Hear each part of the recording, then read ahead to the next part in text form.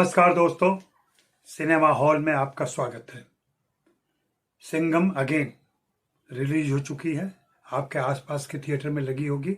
इसके डायरेक्टर रोहित शेट्टी हैं और यह उनके कॉप यूनिवर्स की अगली फिल्म है। सिंघम से आरंभ हुई यह यात्रा अब सिंघम अगेन तक पहुंची है और इस बीच में हमने सिम्बा को भी देखा, सूर्यवंशी को भी देखा।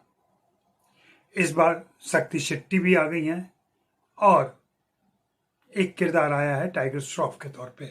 बाकी फिल्म में करीना कपूर है पहले की तरह, जैकी श्रॉफ है, अर्जुन कपूर हैं। अर्जुन कपूर इसमें मुख्य खलनायक हैं। कहानी कुछ यूं है कि बाजीराव सिंघम एक विशेष ड्यूटी पर कश्मीर पहुंचे हुए हैं और कश्मीर में उनकी भिड़ंत उमर हाफिज से हो जाती है। उमर हाफिज पुराना आतंकवादी है, उसके बेटे आतंकवादी गतिविधियों में मारे जा चुके हैं। अब उसका पोता है जो कभी लंदन में पढ़ा करता था, अब वो लौट आया है और विरासत में उसे अपने दादा और पिता चाचा से ये गतिविधियां मिली हैं। उसे बदला लेना है अपने पिता और चाचाओं का। अब इस फिल्म में राष्ट्र तो है ही, भले ही वो थोड़ी देर के लिए हो या जुबानी जमा खर्च के लिए हो। शुरू में नए भारत का नया कश्मीर भी दिखाई पड़ जाता है, जहां अब वहां के युवक पत्थरबाजी नहीं करते हैं, पुलिस का सहयोग करते हैं, विशेष दल का सहयोग करते हैं। कहानी जहां शुरू होती है वहां बाजीराव सिंघम की पत्नी अवनी, जो कल्चर मिनिस्ट्री से जुड़ी हुई है, वह रामायण की प्रस्तुति कर रही हैं। दशहरे का समय है और नई पीढ़ी को रामायण से परिचित करवाना है, जबकि खुद उनका बेटा रामायण के कथा में ज़्यादा यकीन नहीं करता। वो चुनौती रखता है, सवाल करता है, क्या कभी माँ का अपहरण हो गया तो क्या उसके पिता बाजीराव सिंघम राम की तरह उसकी रक्षा करेंगे। बाजीराव सिंघम वहाँ कर कहते हैं कि परिवार और दुश्मन जहाँ भी होंगे वह वहाँ मौजूद होगा, और इस तरीके से हम समझ जाते हैं कि अब आगे क्या होने वाला है। इंटरवल तक कहानी बाजीराव सिंघम के साथ साथ ही चलती है। उन्हीं के स्क्वाड की बातें होती है, उन्हीं के कारनामों की बात होती है, होम मिनिस्ट्री के विभागों से उनकी जान पहचान है तो वो सारी बातें होती हैं।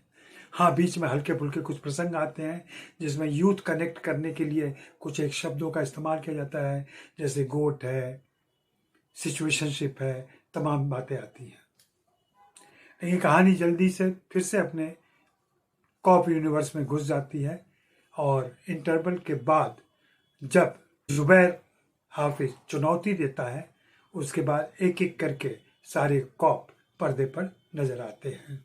सिम्बा आता है, सूर्यवंशी आता है, शक्ति शेट्टी के तौर पे दीपिका पादुकोण आती हैं, टाइगर श्रॉफ आते हैं और ये सभी मिलकर अपहरित हो चुकी अवनी को बचाने की कोशिश में जुटते हैं। भारत सरकार अपनी फोर्स भी भेजती है।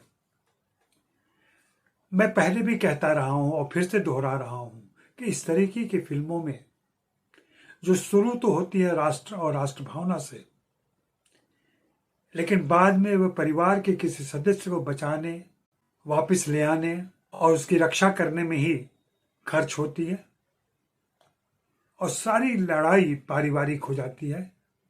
देश हित कहीं किनारे रह जाता है या बड़ा कैनवस सिमट के परिवार तक आ जाता है।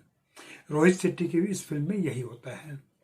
इस बार तो उन्होंने रामायण का भी इस्तेमाल किया है और अपने किरदारों को रामायण के किरदारों से जोड़कर सिर्फ अप्रत्यक्ष तरीके से ही नहीं बताते हैं, प्रत्यक्ष तरीके से चल रही रामायण के दृश्य दिखाकर उन्हें जोड़ा जाता है।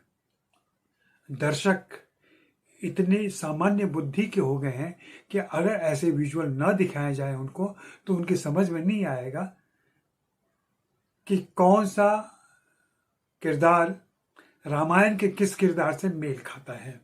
कौन हनुमान है, कौन गरुड़ है, कौन जटायु है, कौन सुग्रीव है, कौन सीता है, कौन लक्ष्मण है, ये सब रोहित शेट्टी बहुत खुल के स्पष्ट तरीके से बता देते हैं। सिंघम बहुत मनोरंजक फिल्म थी, थ्रिल, और सिंघम रिटर्न्स में भी यह जादू अलग तरीके से आया था। उसके बाद सिम्बा और सूर्यवंशी में उन्होंने जब विस्तार किया तो कहानी थोड़ी भटकी, लेकिन फिर वो दो अलग किरदारों की कहानी बनी। यहां जब उनको सारे किरदारों को जोड़ना था और कुछ नए किरदार भी लेके आने थे तो स्क्रीन स्पेस उनके लिए बहुत कम था, और इसी स्क्रीन स्पेस में उनको सारी कहानी कहनी थी। इसके लिए गुत्थम गुत्था हो गई है किरदारों की और प्रसंगों की।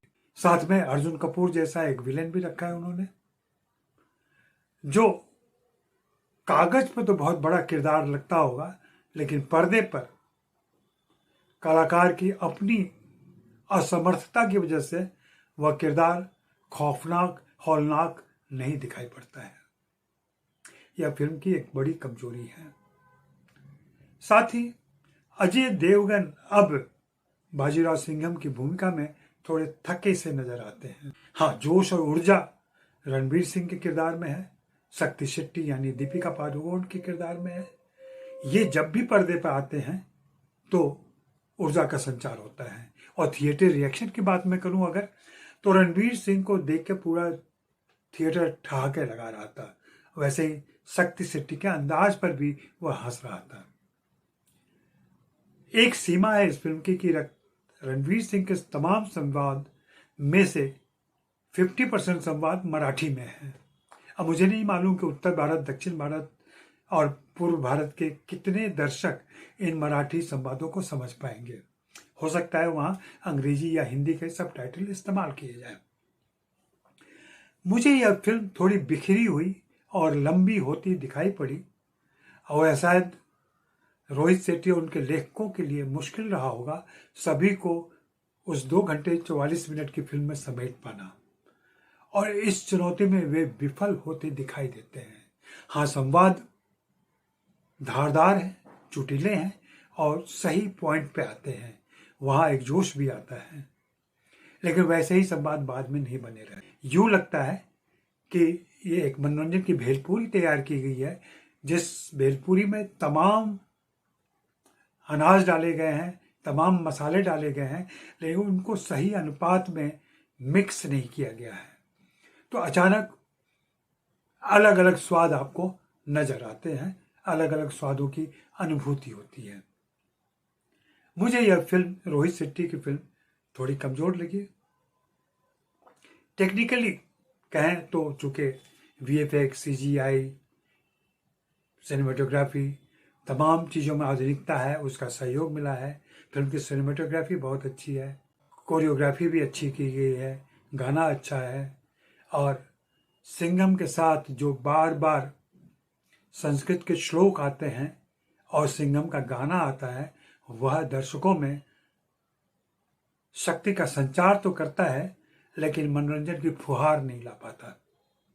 हम बार बार सिंघम सुनते हैं, हमारे कानों में सिंघम सिंघम सिंघम बजता है, लेकिन यह असरदायक नहीं हो पाता। बाकी आप बताएं कि आपको यह फिल्म कैसी लगी है, मैं आपकी राय भी जानना चाहूँगा। शुक्रिया, मेहरबानी, धन्यवाद।